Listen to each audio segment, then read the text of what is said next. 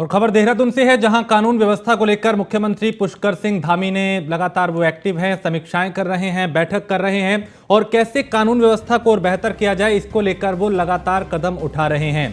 तो जल्द बड़ा फैसला लेते हैं सीएम धामी। उत्तराखंड में पुलिस कमिश्नरी सिस्टम लागू करने पर विचार किया जा रहा है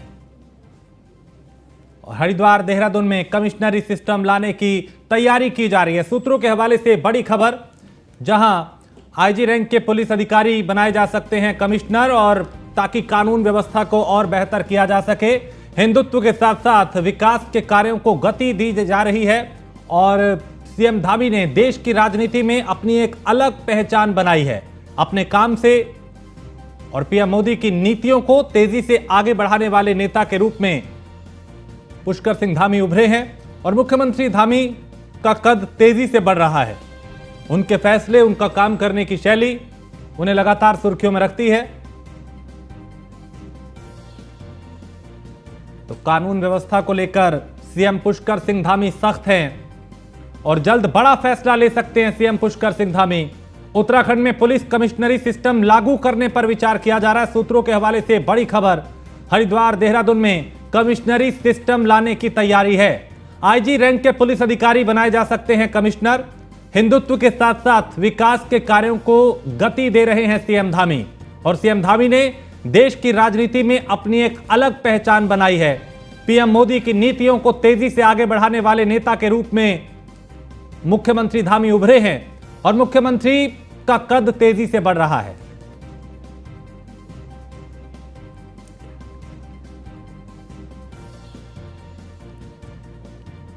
तो देखिए, तस्वीर सामने है। बड़ी बात यह कि मुख्यमंत्री पुष्कर सिंह धामी का कद जो है वो देश की राजनीति में अब तेजी से बढ़ रहा है और लगातार प्रधानमंत्री से पुष्कर सिंह धामी की मुलाकात भी चर्चा का विषय बनी है। और कानून व्यवस्था को लेकर सीएम धामी काफी सख्त हैं, महिला सुरक्षा को लेकर सख्त हैं और जल्द बड़ा फैसला भी वो ले सकते हैं। और इसमें उत्तराखंड में पुलिस कमिश्नरी सिस्टम लागू करने पर विचार किया जा रहा है। सूत्रों के हवाले से जानकारी।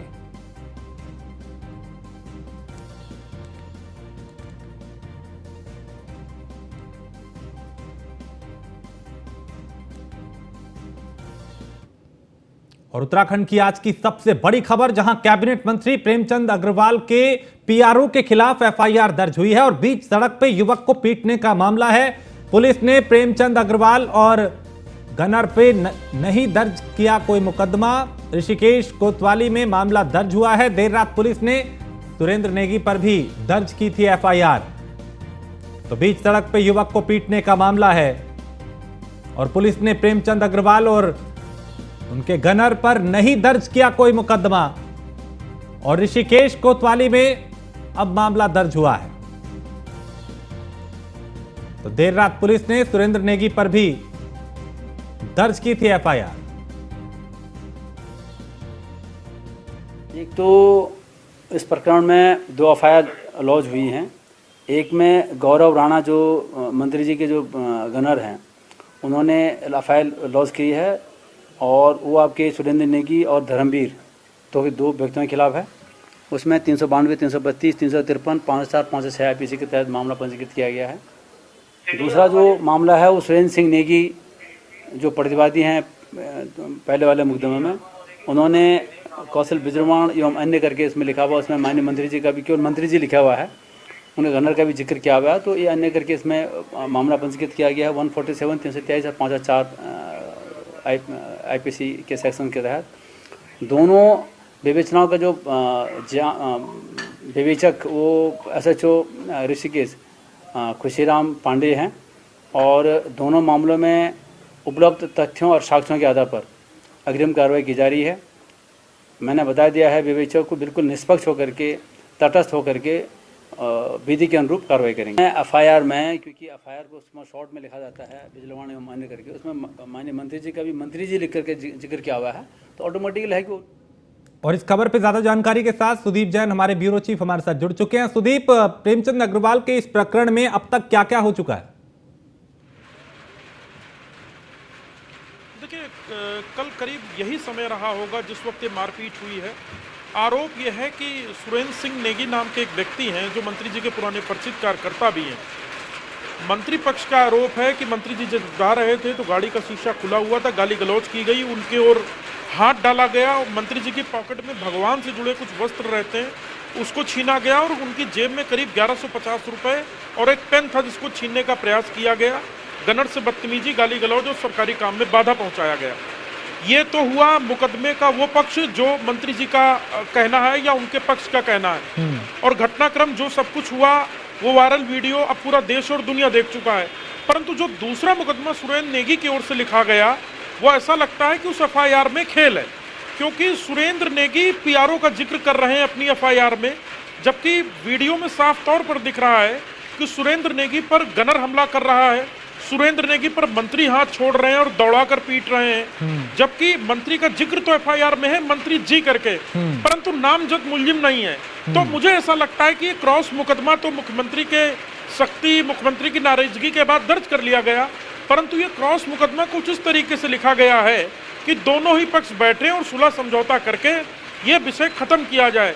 परंतु कानूनी जानकारों की माने तो इस जो क्रॉस मुकदमा लिखा गया वो बेहद हल्का है और वो कहीं ना कहीं सिर्फ एक औपचारिकता, एक खाना पूर्ति के रूप में दिखता है।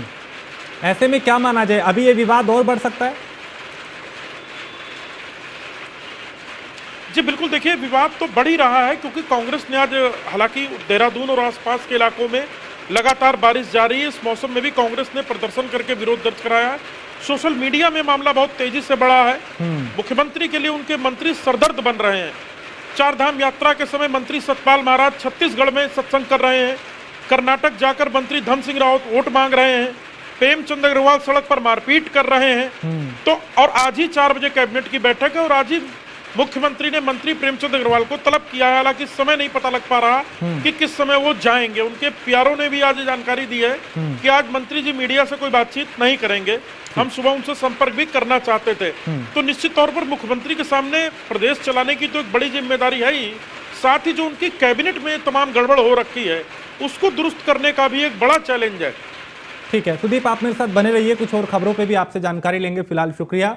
तो वित्त मंत्री प्रेमचंद अग्रवाल की मारपीट मामले में सियासत भी तेज हो गई है। कांग्रेस ने मंत्री से इस्तीफे की मांग की है। देहरादून में कांग्रेस ने मंत्री प्रेमचंद अग्रवाल का पुतला फूंका और उनके खिलाफ जमकर नारेबाजी की। कांग्रेस ने मंत्री पे सत्ता की हनक होने का आरोप लगाया। तो कांग्रेस कार्यकर्ताओं ने विरोध प्रदर्शन किया, पुतला फूंका प्रेमचंद अग्रवाल का, और उसी प्रदर्शन की ये तस्वीरें, यानी इस मामले पे सियासत भी अब तेज हो गई है और कांग्रेस मंत्री का इस्तीफा मांग रही है। कांग्रेस नेताओं ने प्रेमचंद अग्रवाल के खिलाफ नारेबाजी की, विरोध प्रदर्शन किया, सत्ता की हनक में इस तरह का काम करने का आरोप लगाया।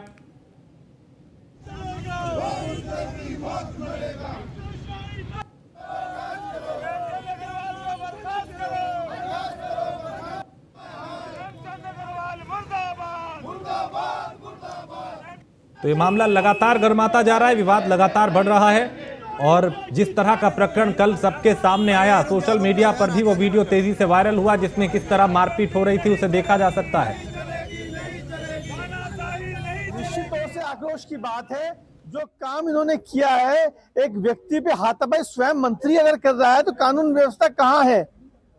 इसी क्रम को लेके आज हम लोग सड़कों पे उतरे हैं और नैतिकता के आधार पर प्रेमचंद अग्रवाल को इस्तीफा देना चाहिए और ये बिल्कुल बर्दाश्त नहीं किया जाएगा जो हिटलरशाही इस प्रदेश में चल रही है। निश्चित तौर से आक्रोश की बात है। जो काम इन्होंने किया है, एक व्यक्ति पे हाथापाई स्वयं मंत्री अगर कर रहा है तो कानून व्यवस्था कहाँ है? इसी क्रम को लेके आज हम लोग सड़कों पे उतरे हैं और नैतिकता के आधार पर प्रेमचंद अग्रवाल को इस्तीफा देना चाहिए और ये बिल्कुल